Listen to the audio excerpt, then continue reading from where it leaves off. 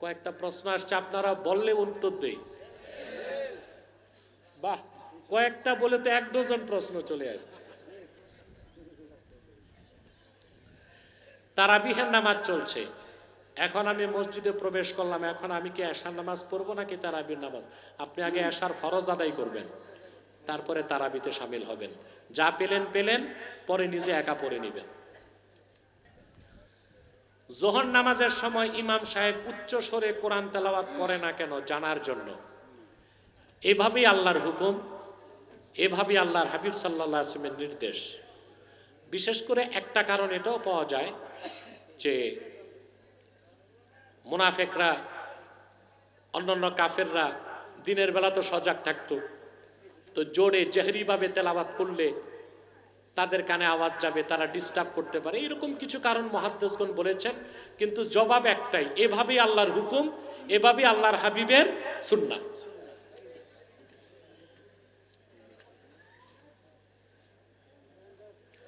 আমাদের সাচার এলাকায় কমিটির ফেতরা এবং জাকাতের টাকা দিয়ে রমজানে উস্তাদের বেতন দেওয়া হয়, এটা কি জায়েজ? উস্তাদ যদি এতিমদেরকে পড়ায় তাহলে জায়েজ। বুঝলেন নাই? এতিমদের হক এতিমদের শিক্ষক নিতে পারবে।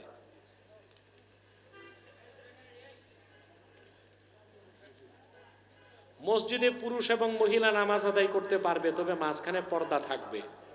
আপনি নতুন ফেতনা চালু করার দরকার কি? মহিলারা ঘরে আছে, ঘরে থাক। মহিলা যদি আবার মসজিদে আনেন, একসময় ওরা বলবে সমান অধিকার, ইমামতি আমরাও করব, তখন যাবেন কই?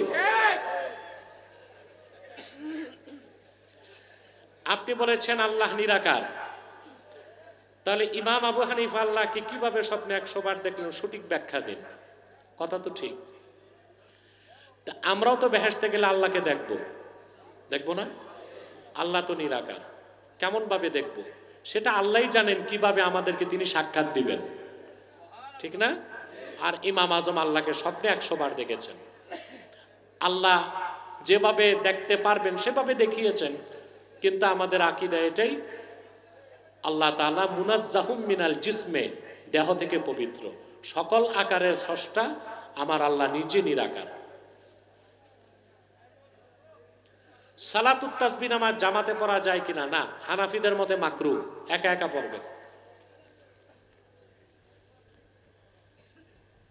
ইমাম সাহেবের বেতন বাকি রেখে মসজিদের উন্নয়ন কাজ করা যাবে কিনা? দেখেন, ইমাম সাহেবরা আপনারা মোটে দেন কত বেতন? এই এলাকায় 10,000 টাকা বেতনের ইমাম কয়জন আছে? 6,000 7,000 টাকা। ওই বাজারে দারোয়ানের বেতন দেয় 12,000, ইমামের বেতন দেয় 6,000।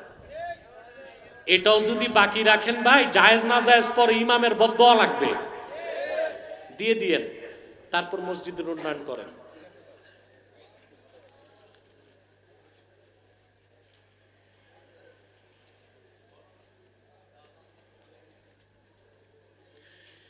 রাসূলুল্লাহ সাল্লাল্লাহু আলাইহি ওয়াসাল্লামের বেলায় বলতে হয় আসসালামু আলাইকা ইয়া রাসূলুল্লাহ, আর আমাদের ক্ষেত্রে বহু বচন, নবীজির ক্ষেত্রে এক বচন কেন? হ্যাঁ, আমি একা আছি, আমাকে সালাম আসসালামু আলাইকা বলেন না, আসসালামু আলাইকুম বলেন। এটা 2টা কারণ। বহু বচন ব্যবহার করা হয় সম্মানের জন্য। কিসের জন্য? আর আমাকে একা সালাম দেন না, আমার সাথে ফেরেশতা আছে। কিন্তু আল্লাহর হাবিবের বিষয়টা সবকিছুর ঊর্ধ্বে, ওনার জন্য সালামটা খাস, এজন্য আসসালামু আলাইকা ইয়া রাসূলুল্লাহ বলা হয়।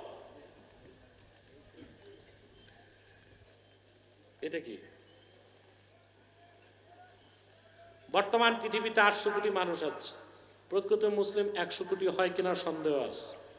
বাকি 700 কোটি মানুষ জাহান্নামে বলা যায়, এরকম অবস্থা প্রত্যেক যুগে ছিল। তাহলে কি মানুষ সৃষ্টি হয়েছে জাহান্নামের শাস্তি ভোগ করার জন্য? নফসের তাড়নায়, শয়তানের ওয়াসওয়াসায়, দুনিয়াবি ধ্যান ধারণার চক্রান্তে পড়ে মানুষ জাহান্নামে যেতে কি বাধ্য নয়? দেখুন, আল্লাহ কোরআন শরীফে বলে দিয়েছেন, লাকাদ হাক্কাল কাওলু আলা আকসারিহিম লা ইউমিনুন।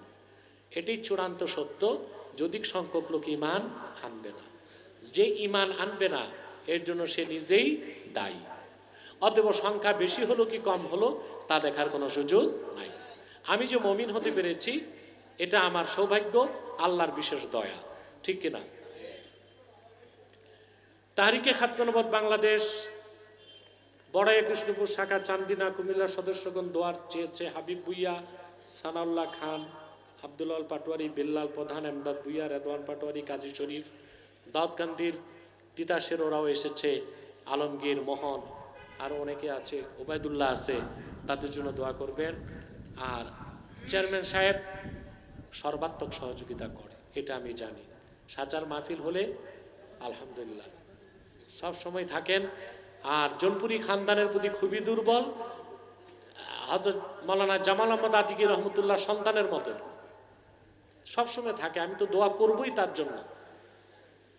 পাশাপাশি মাহফিলের জন্য যারা পরিশ্রম করেছে, এখানে ফারুকের সাথে একটা টিম কাজ করে আমাদের সংগঠনে, তাদের সবার জন্য দোয়া করবেন। আমাদের গ্রামে এক সমাজে 5 ফুট দূরত্বে দুটি জামে মসজিদ পাশাপাশি রয়েছে। এক মসজিদের ইমাম কেরাত পাঠ করলে অন্য মসজিদে শোনা যায়। এমতাবস্থায় নামাজ করণীয় কি? ঈদের জামাত একই সময় 2 মসজিদে হচ্ছে, মসজিদ দুইটাই কি লিখছে টাইলস দিয়ে পাকা করা হয়েছে। বিশ্বাস সঠিক সমাধান দিবেন হুজুর। দেখুন ভালো করে শোনেন, কাফের মুশরিক যদি মসজিদ বানায় ওইটার নাম মসজিদে দেরার। শরীয়তের হুকুম, কাফের মসজিদের বানানো উপাসনালয় মসজিদ হতে পারে না, আগুনে জ্বালায় দিতে হবে। আর মুসলমানেরাও যদি আড়াআড়ি মারামারি হিংসা বিদ্বেষ করে মসজিদের কাছে মসজিদ বানায়, ওইটাও মসজিদে জেরার। কিন্তু শরীয়তের হুকুম মসজিদ হয়ে গেলে, যেহেতু মুসলমানরা বানাইছে, তখন নামাজ চালু করে দিতে হবে। তা আমি বুঝলাম না 5 ফুট দূরে আবার মসজিদ হয়েছে কেন? এটা বড় একটা আশ্চর্য বিষয়। আপনারা নামাজের যেহেতু বানায় ফেলছেন, আর কি করবেন? নামাজের শিডিউলটা চেঞ্জ করবেন। কথা বলে না, আজান একটু আগে পরে হবে, জামাত একটু আগে পরে হবে।